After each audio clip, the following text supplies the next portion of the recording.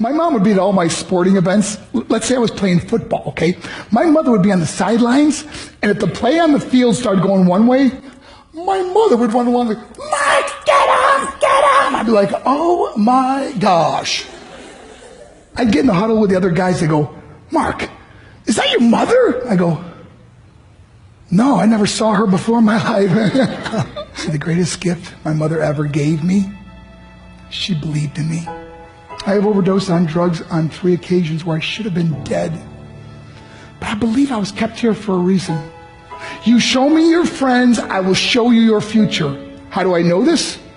I hung out with losers, and I became the biggest loser of them all because I gave up everything I dreamt about as a little boy because of who I chose to surround myself with. My friends would drive me home at 2, 3, 4 in the morning. We'd be drunk and high, laughing in the car. We'd pull up in front of my house in New York. They go, Mark, the light's on. I go, oh man, my mother's up. See, my mom wouldn't go to bed until she knew her son was still alive. I'd walk in, she'd say, hi Mark, how was your night? I go, it's good, Mom, I'm just gonna go to bed. She goes, can I talk to you for a minute? I go, Mom, I'm tired, I'm just gonna go to bed. She goes, Mark, I haven't seen you all day and all night. Can I please talk to you? I said, man, just leave me alone. You bug me. I'd slam my bedroom door on the one person who believed in me. I was on a worldwide tour and we were wrestling overseas in Japan. After my wrestling match, I went upstairs to my hotel room and I fell asleep. There was a knock at my door at 3 o'clock in the morning. I got out of bed and I looked through the safety window and I could see it was a Japanese promoter. So I opened the door and he said, Mark, you need to call home. There's been an emergency. I went and got on the hotel room phone. I called back to the United States and said, hey, what's going on? They said, Mark, I don't know how to tell you this. I said, just tell me what happened. All of a sudden they started crying. They go, Mark, I can't tell you. I said, just say it. They said, Mark, your mother died. I just threw the phone down. I ran out of my hotel room. I took the elevator to the lobby, and when the doors opened up, I just ran out into the street. I mean, there was no cars, there was no people. It was 3 o'clock in the morning. And I walked down the middle of a street in Hiroshima, Japan, and I remember looking up and just saying, Mom, I am so sorry. I flew home for her funeral, and I was so nervous to walk up to her casket, so I just stood way in the back. And I kept looking from a distance, and I kept thinking to myself, Mom, please wake up. Please get up. And then I finally got the nerve to walk up to her. And as I got closer, I could see my mom for the first time. I mean, she was so beautiful.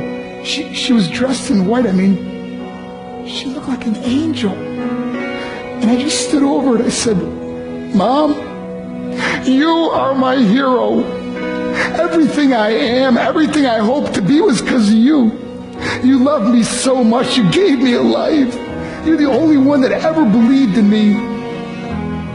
How did it repay her? By getting drunk, by getting high, by getting stupid, by hanging out with losers? For what?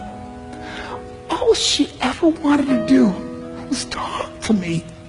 I wish I could talk to you now, Mom. I wish you could see what I'm doing. Why couldn't I have been a better son? We are defined by our choices. But if you surround yourself with people involved in drugs and alcohol and pills, it's a dead end. I'm not here to preach to you. I'm here to tell you I lived that life. It leads to broken hearts, broken relationships, broken dreams, and death. For what? To get high?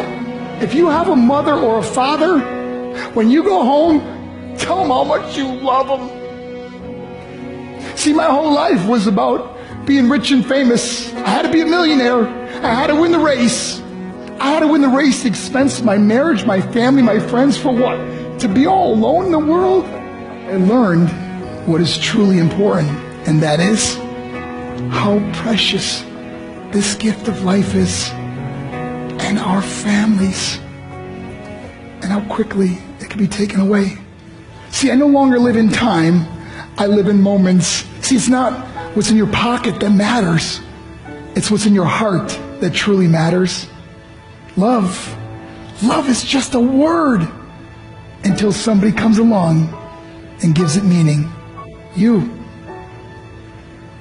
the meaning.